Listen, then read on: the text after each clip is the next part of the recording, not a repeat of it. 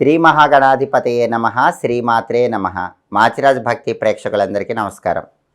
ఫిబ్రవరి నెలలో మేషాది ద్వాదశ రాశులకి మాస ఫలితాలు ఏ విధంగా ఉండబోతున్నాయో, ఫిబ్రవరి నెల మొత్తం విశేషంగా యోగించాలంటే ద్వాదశ రాశుల వాళ్ళు ఎలాంటి ప్రత్యేకమైన పరిహారాలు పాటించాలో, ఫిబ్రవరి నెలలో మీ రాశిని బట్టి ఏ తేదీలు అనుకూలిస్తాయో, ఏ తేదీలు వ్యతిరేకంగా ఉంటాయో, ద్వాదశ రాశుల వారికి మాస ఫలితాలు ఏ విధంగా ఉండబోతున్నాయో ఈ వీడియోలో మనం తెలుసుకుందాం. తదుపరి వృశ్చిక రాశి. వృశ్చిక రాశి వాళ్ళకి ఫిబ్రవరి నెలలో మాస ఫలితాలు పరిశీలించినట్లయితే ఫిబ్రవరి నెలలో కొద్దిగా మిశ్రమ ఫలితాలు కనిపిస్తున్నాయి. కొంత అనుకూల ఫలితాలు, కొంత వ్యతిరేక ఫలితాలు కనిపిస్తున్నాయి. వ్యతిరేక ఫలితాలు ఏంటంటే ప్రతి విషయంలో కూడా వృశ్చిక రాశి వాళ్ళు మొండిగా వ్యవహరిస్తూ ఉంటారు. ఆ మొండితనం వల్ల కుటుంబ సభ్యులకు కానీ, సమాజంలో వ్యక్తులకు కానీ కొంత దూరం అయ్యే సూచనలు కనిపిస్తున్నాయి. మొండితనాన్ని తగ్గించుకుంటే మాత్రం ఎటువంటి ఇబ్బందులు ఉండవు. విద్యార్థులకైతే తిరుగుండదు. పోటీ పరీక్షల్లో రాణిస్తారు, మంచి ర్యాంకులు తెచ్చుకుంటారు. నిరుద్యోగులు ఇంటర్వ్యూల్లో క్వాలిఫికేషన్కి తగిన ఉద్యోగాన్ని పొందగలుగుతారు. వ్యాపారస్తులు వ్యాపారపరంగా మంచి లాభాలను పొందగలుగుతారు.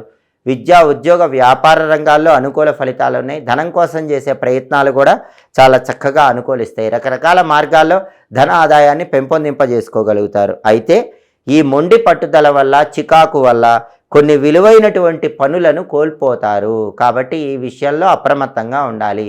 మీ మొండి వైఖరిని విడిచిపెట్టాలి. మీ మొండి పట్టుదల వదిలేయాలి. అప్పుడు ఫిబ్రవరి నెలలో అన్ని విధాలుగా యోగదాయకమైన ఫలితాలు పొందగలుగుతారు. అలాగే ఎదుటి వాళ్ళతో కటువుగా మాట్లాడటం వల్ల కొన్ని విరోధాలు వచ్చే సూచనలు ఉన్నాయి. కటువుగా మాట్లాడకుండా మృదు మధురంగా మాట్లాడే ప్రయత్నం చేయండి. అప్పుడు ఎలాంటి ఇబ్బందులు లేకుండా అనుకూల ఫలితాలు పొందగలుగుతారు. ధనపరంగా విశేషమైన ప్రయోజనాలు చేకూడతాయి. రకరకాల మార్గాల్లో ధనం సంపాదించడానికి చేసే ప్రయత్నాలు చక్కగా అనుకూలిస్తాయి. సంఘంలో గౌరవ మర్యాదలు పెరుగుతాయి. కీర్తి ప్రతిష్టలు పెరుగుతాయి. మీ మాటకు విలువ, గౌరవం సంఘంలో పెరిగే సూచనలు ఎక్కువగా ఉన్నాయి. అలాగే అనవసరమైన విషయాల్లో జోక్యం చేసుకోవటం వల్ల ఒక్కొక్కసారి కొంతమందికి మీరు శత్రువులుగా మారే అవకాశం ఈ ఫిబ్రవరి నెలలో కనిపిస్తోంది. కాబట్టి వృశ్చిక రాశి వాళ్ళు ఈ నెలలో గుర్తుపెట్టుకోవాల్సిన ప్రధానమైన విషయం ఏంటంటే అనవసరమైన విషయాలలో మీరు తలదూర్చకండి. అలా చేయటం ద్వారా అనవసరంగా మీరు చెడు ఫలితాలు ఎదుర్కొంటారు. మీకు సంబంధించని వ్యవహారాలకు దూరంగా ఉండే ప్రయత్నం చేయండి. అలాగే ప్రయాణాలు చాలా బాగా కలిసి వస్తాయి. దూర ప్రాంతాలకు ప్రయాణాలు చేస్తారు. ప్రయాణాల వల్ల మంచి ప్రయోజనాలు అందిపుచ్చుకోగలుగుతారు. అదేవిధంగా శుభ కార్యక్రమాలకు హాజరవుతారు. బంధుమిత్రులను కలుసుకుంటారు. ఉల్లాసంగా, ఉత్సాహంగా కాలాన్ని గడుపుతూ ఉంటారు. అలాగే ప్రథమార్థం కంటే ద్వితీయార్థంలో కొన్ని విషయాల్లో ఇంకా అద్భుతమైనటువంటి లాభాలు కలిసి వస్తాయి. 15వ తేదీ తర్వాత వృత్తి, ఉద్యోగ, వ్యాపారాల్లో కానీ, కుటుంబ జీవితంలో కానీ ఇంకా అద్భుతమైనటువంటి మార్పులు చూస్తారు. నూతన పరిచయాలు ఏర్పడతాయి. ఆ పరిచయాలు బంగారు భవిష్యత్తుకు నాంది వాక్యం పలుకుతాయి. నూతన పరిచయాల వల్ల అనేక లాభాలు పొందటానికి కూడా వృశ్చిక రాశి వాళ్ళకి అవకాశాలు ఎక్కువగా ఉన్నాయి. మొత్తం మీద పరిశీలిస్తే వృశ్చిక రాశి వాళ్ళకి ప్రథమార్థం కంటే ద్వితీయార్థంలో అద్భుతమైన ఫలితాలు ఉన్నాయి. 15వ తేదీ తర్వాత బ్రహ్మాండమైన శుభ ఫలితాలు పొందుతారు. కానీ గుర్తుపెట్టుకోవాల్సిన విషయం ఏంటంటే మొండి పట్టుదలను వదిలిపెట్టాలి. కటువుగా మాట్లాడటం తగ్గించుకొని, మొండి పట్టుదలను తగ్గించుకొని మృదు మధురంగా మాట్లాడే ప్రయత్నం చేస్తే మాత్రం వృశ్చిక రాశి వాళ్ళకి ఫిబ్రవరి నెలలో తిరుగుండదు అని చెప్పడంలో ఏమాత్రం సందేహం లేదు. ఆర్థిక పరంగా, ఆరోగ్యపరంగా, కుటుంబ పరంగా అన్ని రకాలుగా అనుకూల ఫలితాలు పొందగలుగుతారు. ఫిబ్రవరి నెలలో వృశ్చిక రాశి వాళ్ళకి కలిసి వచ్చే తేదీలు 3, 4, 5, 10, 15, 22, 23, 24 ఈ తేదీల్లో ముఖ్యమైన పనులు చేసుకోండి. ఫిబ్రవరి నెలలో వృశ్చిక రాశి వాళ్ళకి కలిసి రాని తేదీలు, ప్రతికూల తేదీలు 1, 8, 13, 18, 19, 20, 26, 27, 28 అనుకూల తేదీల్లో ముఖ్యమైన పనులు చేసుకోండి. ప్రతికూల తేదీల్లో ఎలాంటి పనులు చేయకండి. ప్రధానంగా వృశ్చిక రాశి వాళ్ళు ఫిబ్రవరి నెలలో లక్ష్మీ నరసింహస్వామిని వీలైనప్పుడు శనివారం రోజు దర్శనం చేసుకోండి. అలాగే ప్రతిరోజు ఓం నమో నారసింహాయ అనే మంత్రం 21 సార్లు చదువుకోండి. లక్ష్మీ నృసింహ కరావలంబ స్తోత్రం చాంటింగ్ వినండి. అర్చన కానీ, అభిషేకం కానీ ఒక్కసారి లక్ష్మీ నరసింహస్వామికి ఈ నెలలో శనివారం పూట చేయించుకుంటే ఈ నెల మొత్తం ఇంకా బ్రహ్మాండమైనటువంటి శుభ ఫలితాలు అందిపుచ్చుకోవచ్చు. తలపెట్టిన పనులన్నీ వృశ్చిక రాశి వాళ్ళు చాలా సులభంగా, దిగ్విజయంగా పూర్తి చేసుకోవచ్చు. సంవత్సరంలో వచ్చే 12 నెలల్లో మాఘమాసానికి చాలా ప్రాధాన్యత ఉంది. మాఘమాసంలో విష్ణుమూర్తి జల రూపంలో ఉంటాడు. కాబట్టి మాఘమాసంలో సూర్యోదయానికి ముందున్నటువంటి అరుణోదయ కాలంలో తెల్లవారుజామున చన్నీటి స్నానం చేయండి. దానివల్ల విష్ణుమూర్తి సంపూర్ణమైన అనుగ్రహం కలుగుతుంది.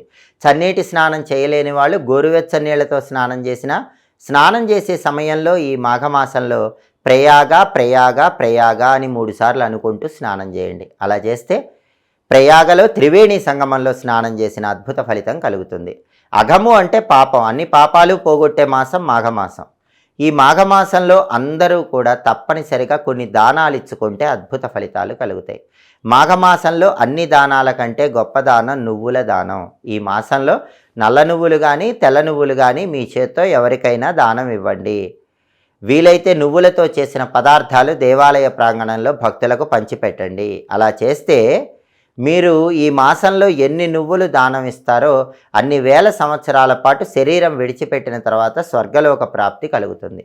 అలాగే మాఘమాసంలో వస్త్రదానం చేస్తే జీవితంలో ధనధాన్యాలకు లోటు ఉండదు. కాబట్టి ఎవరికైనా ఈ మాసంలో మీ చేత్తో కొత్త వస్త్రాలు దానంగా ఇవ్వండి. దానివల్ల ఉత్తమ ఫలితాలు కలుగుతాయి. అలాగే మాఘమాసంలో మంచం దానం ఇస్తే భార్యాభర్తల గొడవలు తగ్గిపోతాయి. భార్యాభర్తల మధ్య దూరం అనేది తగ్గిపోతుంది. కాబట్టి ఈ మాసంలో తప్పకుండా అందరూ ఒక్కసారైనా ఎక్కడైనా ఎవరికైనా మీ చేత్తో మంచం దానంగా ఇవ్వండి. కుటుంబ కలహాలు తగ్గిపోతాయి. గొడుగు పాదరక్షలు ఈ మాసంలో దానం ఇస్తే శని దోషాలన్నీ తొలగింపజేసుకోవచ్చు. మాఘమాసంలో గృహ నిర్మాణం ప్రారంభిస్తే ధనలాభం కలుగుతుందని మత్స్యపురాణంలో చెప్పారు. మాఘమాసంలో ప్రత్యేకమైన పండుగలు వస్తాయి. మాఘమాసంలో శ్రీ పంచమి, వసంత పంచమి అనే పేరుతో సరస్వతీదేవి జన్మదినం మనం అందరం జరుపుకుంటాం. ఆ రోజు అందరూ కూడా ఓం ఐం నమః అనే మంత్రాన్ని ఏ పూజలు చేయలేకపోయినా వీలైనన్ని సార్లు చదువుకుంటే, ఐం అనే అక్షరం సరస్వతీదేవికి ప్రియమైంది కాబట్టి సంవత్సరం మొత్తం సరస్వతీదేవి అనుగ్రహం కలుగుతుంది. మాఘమాసంలో శుక్లపక్షంలో వచ్చే సప్తమిని రథసప్తమి అనే పేరుతో మనం అందరం జరుపుకుంటాం. ఆ రథసప్తమి రోజు అందరూ కూడా 7 జిల్లేడాకులు 7 రేగిపండ్లు శిరస్సు మీద ఉంచుకొని శిరస్నానం చేస్తే 7 జన్మల దరిద్రాలు తొలగిపోతాయి. రథసప్తమి రోజు గొడుగు పాదరక్షలు దానమిస్తే అద్భుతమైన ఫలితాలు కలుగుతాయి. అలాగే మాఘమాసంలో శుక్లపక్షంలో వచ్చే ఏకాదశిని భీష్మ ఏకాదశి అంటారు. భీష్మ ఏకాదశి రోజు శ్రీకృష్ణుడి ఆలయానికి వెళ్ళాలి. కృష్ణుడిని దర్శనం చేసుకోవాలి.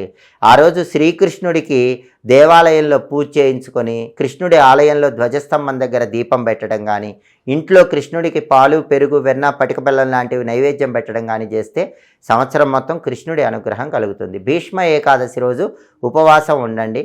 ఏ పూజలు చేయలేకపోయినా ఉపవాసాలు ఉండలేకపోయినా ఆ రోజు విష్ణు సహస్రనామం వింటే కూడా అద్భుత ఫలితాలు కలుగుతాయి. మాఘమాసంలో వచ్చే పౌర్ణమిని మహామాఘి అంటారు. అది చాలా శక్తివంతమైంది. మాఘ పౌర్ణమి రోజు ఎవరైనా సరే తిల దానం చేసినా తిల భక్షణం చేసినా అద్భుత ఫలితాలు కలుగుతాయని పురాణాల్లో చెప్పారు. కాబట్టి కుదిరితే నువ్వులు దానం ఇవ్వండి, లేదా నువ్వులను ఆహారంలో చేర్చి నువ్వులతో చేసిన పదార్థాలు మాఘ పౌర్ణమి రోజు ఆహారంలో స్వీకరించండి. అలాగే మాఘమాసంలో బహుళ పక్షంలో వచ్చే చతుర్దశిని మహాశివరాత్రిగా జరుపుకోవటం, ఆ రోజు అర్ధరాత్రి లింగోద్భవ సమయంలో ఈశ్వరుణ్ణి పూజించడం ద్వారా సంవత్సరం మొత్తం శివానుగ్రహం కలుగుతుంది. మహాశివరాత్రి రోజు ఎవరైనా సరే శివాలయ ప్రాంగణంలో కానీ ఇంట్లో కానీ జాగరణ చేస్తూ శివుడికి సంబంధించిన శ్రీ శివాయ మహాదేవాయ ఐశ్వర్యేశ్వరాయ నమః అనే మంత్రాన్ని చదువుకుంటే ఆర్థికంగా ఉన్న ఇబ్బందులన్నీ తొలగిపోతాయి.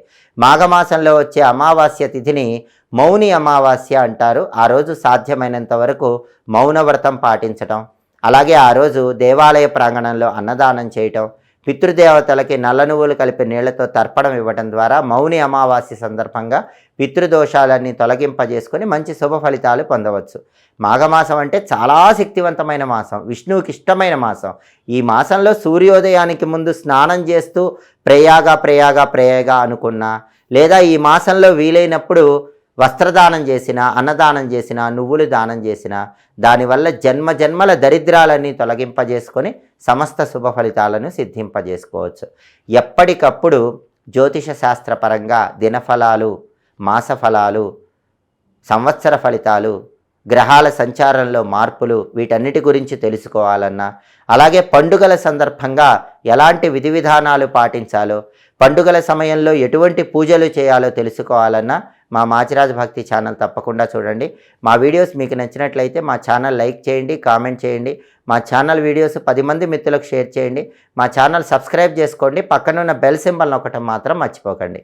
సర్వే జనాః సుఖినో భవంతు. స్వస్తి.